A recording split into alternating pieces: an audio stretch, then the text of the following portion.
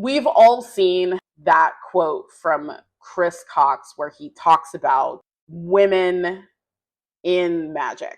They are trying to appeal to certain IPs like K-pop and Romantasy to bring women into the game. I am not really necessarily against this. My initial reaction to this is, one, to name that capitalism drives everything.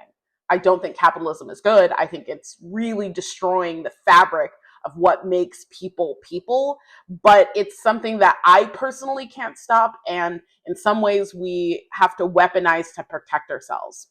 I know that sounds kind of crazy coming from me, especially someone as opinionated as I am online and as much of an advocate for marginalized community as I am. I know that that seems wrong. And the reason I say this is like a myriad of things. There's like a nuance to this. One of the things that I've been seeing online and I want to walk through is that this is misplaced. I will talk about that later, but it's important to note why people think that this is misplaced. There are so many things that make Magic unsuccessful for women, and that's mainly safety. It is unsafe to play Magic in most spaces, and this is something that I don't know if I necessarily put on WotC, and please correct me if I'm wrong, but this is more a concern about LGSs. I think that WotC has done a great job of demonstrating inclusivity and putting strong female characters and well-written female characters into their works, trans female characters, like tons of representation, people of various ethnic backgrounds. Like they've done a really good job of demonstrating the kind of inclusivity that they want to see in their game. However, I think that a lot of players, specifically femme-presenting or marginalized gendered players, negative friction comes from their play experience, going to an LGS and experiencing some sort of negativity, passive aggressive comments, people treating them differently. Obviously, sometimes just aggression. I've had people just mad at me that I am simply femme presenting in the space, right? This is not something that I think is WotC's fault.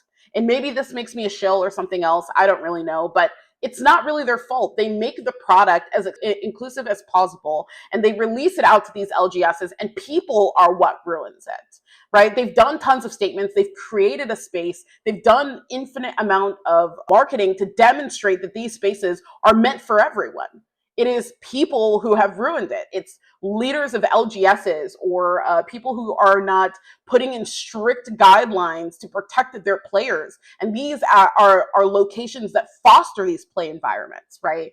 And maybe I'm just woefully misunderstanding this space. Maybe there's more to this than I know. This is just coming from someone who's read the article, looked at how much they made for Final Fantasy and all the myriad of posts on Blue Sky and Instagram. And I've just thought,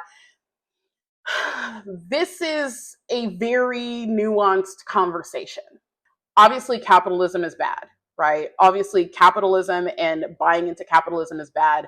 But in order to normalize women in a world of capitalism, to put women in a space of safety, we have to create spaces that are normalized with them in it.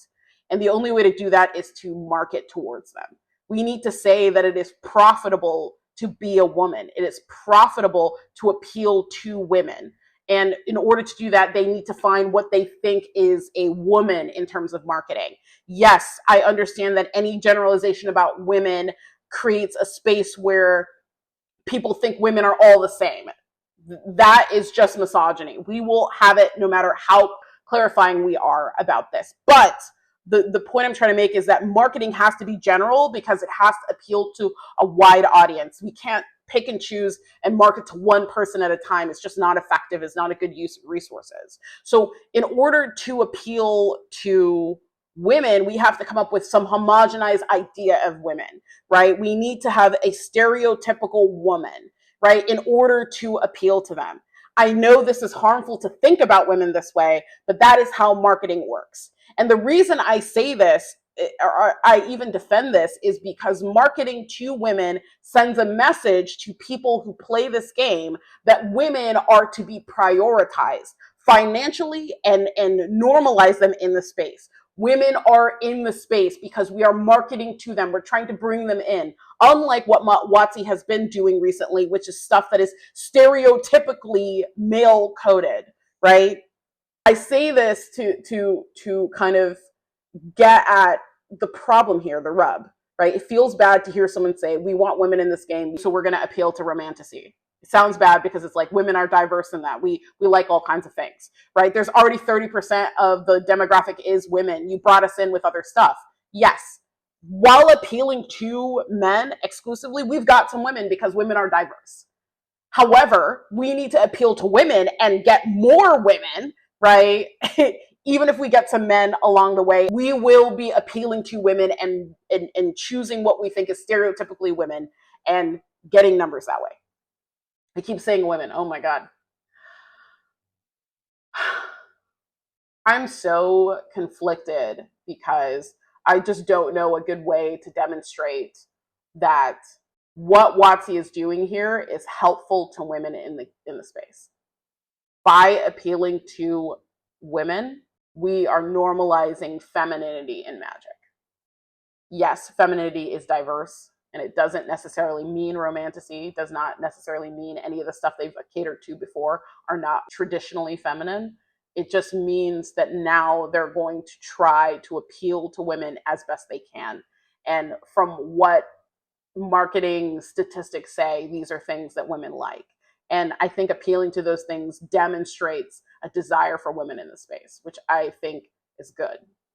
Yes, it's obviously for money, right? Yes, they normalize people for money, but every element of this game is for money. Every time they make a trans character, every time they make a Black character, it's for money, right? But they are doing these things and it is helping these communities. Yes, for money, but there are companies that don't do that. There's tons of video games that are not inclusive. There's tons of board games that are not inclusive. There's tons of different IPs that are nerd culture that are not inclusive. This is inclusive. This is trying to appeal to people as best they can, with the limitations of codifying women. It sucks that that's how marketing works, but it just is. Anyway, I've yapped for way too long. Tell me if I'm wrong. I need to hear other thoughts about this. I used that video at the beginning because I really need to walk through my ideas. It's very disorganized here today because I'm not sure exactly how I feel.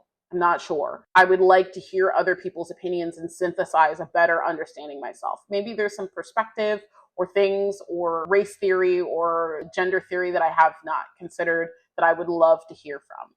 Ultimately, I guess what I'm saying is I'm not mad at WotC for the things that you guys are mad at WotC for. I'm mad at WotC for simply being a corporation that profits off of things we like.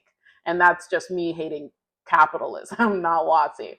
But at least WotC is trying to appeal to demographics that are often misrepresented as being unimportant and not profitable to appeal to. And it's the first time I've seen a company actually appeal to women on purpose to make money, right? Because that's how low the bar for women was before. But anyways, tell me your thoughts. Put it in the comments. If you like this video, like and follow for more.